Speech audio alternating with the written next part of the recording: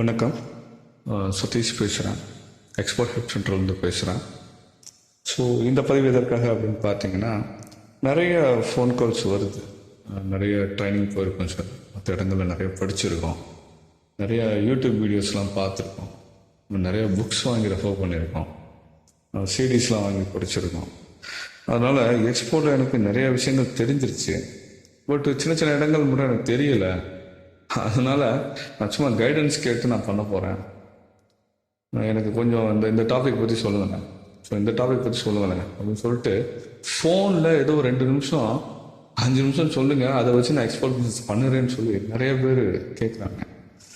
ரொம்ப வேதனையாக இருக்குது. ஏன் அப்படின்னு பார்த்தீங்கன்னா, நீங்கள் நினைக்கிற மாதிரி எக்ஸ்போர்ட் பிஸ்னஸை வெறும் 5 நிமிஷம் ஒரு ஃபோன் உரையாடலில் நீங்கள் கேட்டுட்டு பண்ணிட முடியாது. ஏன்னா எக்ஸ்போர்ட்டுக்குள்ள அவ்வளோ விஷயம் கற்றுக்க வேண்டிய விஷயம்.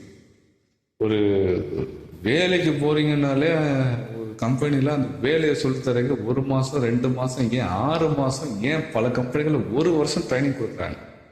அதை பிழை இல்லாமல் பண்ணணும்.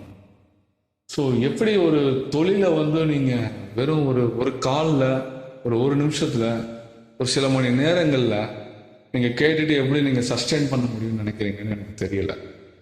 நிறைய பேர் என்ன நினைக்கிறாங்கன்னா, எக்ஸ்போர்ட் பிஸ்னஸ்லாம் அந்த சீக்கிரம் நிறைய ஏர்ன் பண்ணிடலாங்கிறதுனால கொஞ்சோண்டு தெரிஞ்சுக்கிட்டு ஒரு ஆர்டரில் நம்ம செட்டில் ஆக போகிறோம்னு நினச்சி ஆசைப்படுறாங்க. அதுக்கு தான் லாஸ்ட் வீடியோ போட்டிருந்தேன். ஸோ 20 வருஷத்தில் சம்பாதிக்கிறது எப்படி 2 மாதத்தில் 2 வருஷத்தில் சம்பாதிக்கலாம்னு சொல்லி ஆசை காட்டுறாங்கன்ற அந்த ஃபேக்னஸ் என்னங்கிறத பேசியிருந்தேன். இது எப்படி இருக்குன்னா, ஃபோன் பண்ணி அவ்வளோ அர்ஜு இன்னும் காலில் சுடுதண்ணி ஊற்றிட்டு நிற்கிறாங்க. இன்னும் நாளைக்கே கிளைண்ட் இருக்க மாதிரியும் நாளைக்கு பேமெண்ட்டு ப்ராசஸ் பண்ண போகிற மாதிரியும் அப்படி அர்ஜென்ட்டில் பேசுகிறாங்க. ஆனால் அப்படிலாம் நடந்துடாது, நல்லா புரிஞ்சுக்கோங்க. இன்னும் வேதனை தரக்கூடிய விஷயம் என்னென்னா, லைசன்ஸ் வரைக்கும் பண்ணிட்டேன் சார், பேங்க் அக்கௌண்ட் ஓப்பன் பண்ணுற வரைக்கும் நான் பண்ணிட்டேன் சார், அவ்வளோதான், அதுக்கப்புறம் சின்ன விஷயங்கள் தான் இருக்குன்னு நினைக்கிறேன், அதை மட்டும் எனக்கு சொல்லுங்கன்றாங்க. இது எப்படி இருக்குன்னா, ஒரு ஹாஸ்பிட்டலில் ஒரு டாக்டர்கிட்ட சர்ஜரி எப்படி பண்ணுவீங்கன்னு கேட்குற மாதிரி இருக்கு. அப்படி நீங்கள் கேட்டிங்கன்னா அவர் எப்படி உங்களுக்கு பதில் சொல்லுவார்? 2 நிமிஷம் 3 நிமிஷம் வாயில் வார்த்தையில் சொல்லிட முடியுமா? எப்படி இதை செஞ்சு அது சரியாக போகும் சொல்கிறது வேணால் அப்படி மேலோட்டமாக சொல்லலாம். ஆனால் செயல்படுத்தும் முறை இருக்கு இல்லையா, அது பக்கத்துலேருந்து பார்க்குற நர்ஸே பண்ணுறதுக்கு கொஞ்சம் தயங்குவாங்க. ஏன் அப்படின்னா அது டாக்டர் தான் ஹேண்டில் பண்ண முடியும்.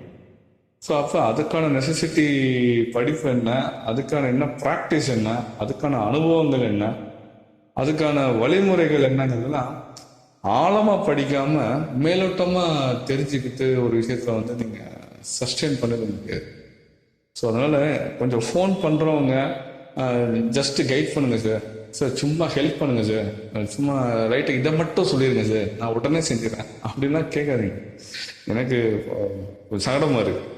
ஆனால் சாரி, நிறைய பேர்ட்ட நான் கொஞ்சம் ஹார்ஸாலாம் பேசியிருக்கேன். அப்படி ஏதாவது பேசி நான் மன்னிச்சிருங்க. ஏன்னா அது நான் உள்ளேருந்து நான் ஃபீல் பண்ணி பேசுகிறேன். ஏன்னா அறியாமல் கேட்குறீங்க. அது எப்படின்னா, ஈஸியாக சம்பாதிக்கணும், ஈஸியாக தெரிஞ்சுக்கணும், ஈஸியாக சஸ்டெயின் பண்ணுங்கிற மாதிரி நினைக்கிறீங்க. அப்படி பண்ண முடியாது. எந்த துறை எடுத்தாலும் அதில் கொஞ்சம் கடின உழைப்புகள் போடணும்.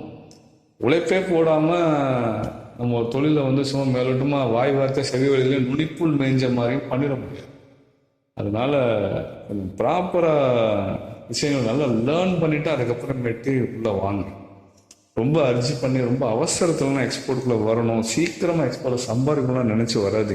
அப்படி வந்தீங்கன்னா உங்களுக்கு தான் ஆபத்து. முன்னப்பின தெரியாத ஏஜென்ட்டை போய் ஏமாந்துடுவீங்க, முன்னப்பின தெரியாத வெப்சைட் போடுறவங்கள்ட்ட போய் ஏமாந்துடுவீங்க, முன்னப்பின தெரியாத பையர் உங்கள்கிட்ட பணம் தரேன்னு சொல்லிட்டு ஏமாத்திடுவார்.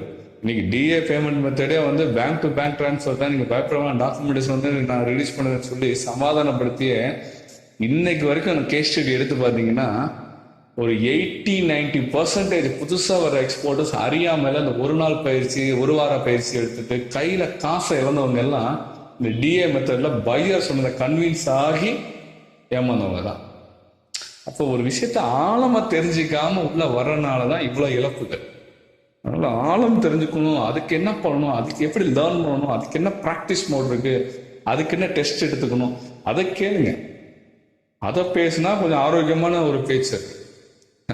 அவசரத்தில் பேசுனீங்கன்னா, இன்னமும் சீக்கிரம் எக்ஸ்போர்ட் பண்ணணும்னு பேசுனீங்கன்னா அதுக்கான இடமாக இது இருக்காது. சரிங்களா? ஸோ அதனால் கவனமாக இருங்க. உங்களுக்கு ஒரு சின்ன அட்வைஸ் தான் இது, சரிங்களா? மேற்கொண்டு கையில் இருக்க காசு இழந்துடாதீங்க, மேற்கொண்டு லைஃப்பை இழந்துடாதீங்க, சரிங்களா? தேங்க்யூ.